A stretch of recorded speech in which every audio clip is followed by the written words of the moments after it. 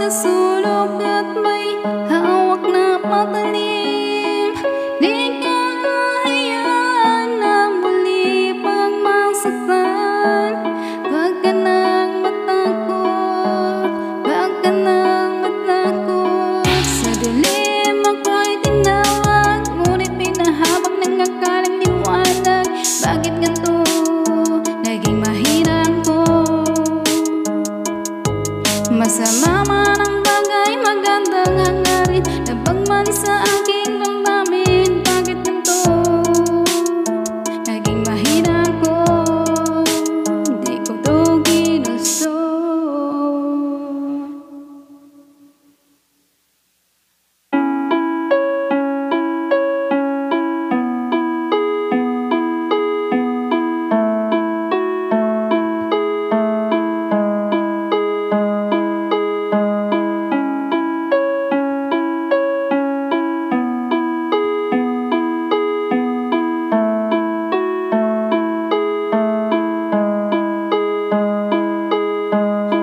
Grigor, anak ng mag-asawang hiwalay, mga pangarap ko sa buhay magkasamang tinangining ama ko sa pag-alis patungo sa kanyang kabit, habang ang inay ay nagdurusa sa kanyang sakit.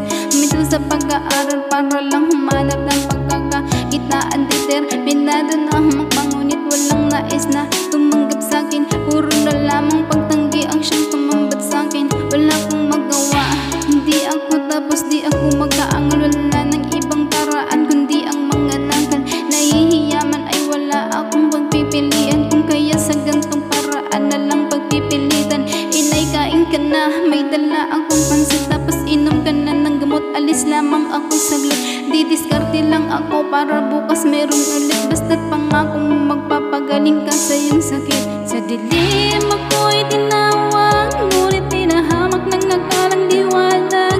Bakit ganito naging mahirap ko? Masama man ang bagay, magandang hangarin, labag man sa aking damdamin. Bakit ganito naging mahirap ko? Hindi ko to ginusto. Habang tumatagal lalo akong nahihirapan, dahil sa paupahan lamang kami naninirahan. Sa dami ng gastos, hindi sapat ang kunting danyos. Dahil sa gamot ni nanay, nauubos ko din halos, hanggang sa lumala pa ang kanyang karamdaman. Ginoon, tanong ko lang anong aking kasalanan. Bakit ako nagdaranas ng ganitong suliranin? Doble ang balik ng malas, kahit pag sumikapin sa ospital, isinugod ko agad ang ina ko. Gumaling lang siya, gagawin ko lahat kahit ano.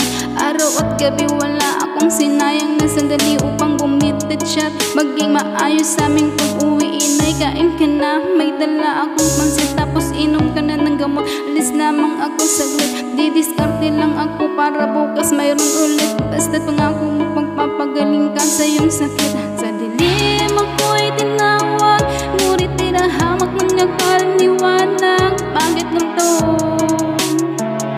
naging mahirap ko?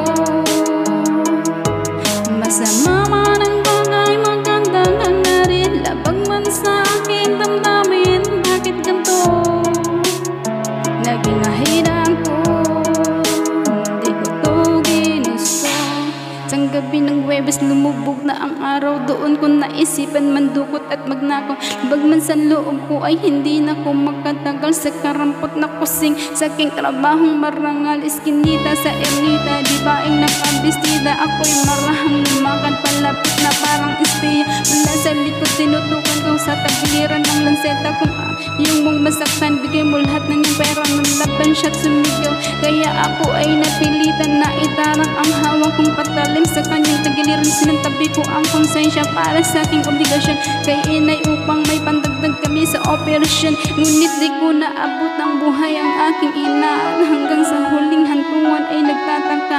Bakit po, bakit po, bakit po o bakit ba nakapatay ako para para lamang buhayin siya. Ngunit di ko nagawa, ngayon ang luha ko'y tumulo. Di alam ang uunahin, magluksa ba o sumuko. Sinumpa ko ang mundo sa labis na kalungkutan. Di ko akalain na ito'y aabot sa kasukdulan. Ngunit wala kong magawa, gustuhin ko mang kumatas. Huwag kayong mag-alala, wala akong planong tumakas. Kaya ang kwentong ko'y aking sinasarado. Patawarin mo ko lang doon, di ko sinasadyado. Huwag kang mabahala, may nagbabantay sa dilim. Nag-aabang sa sulok at may hawak na patalim.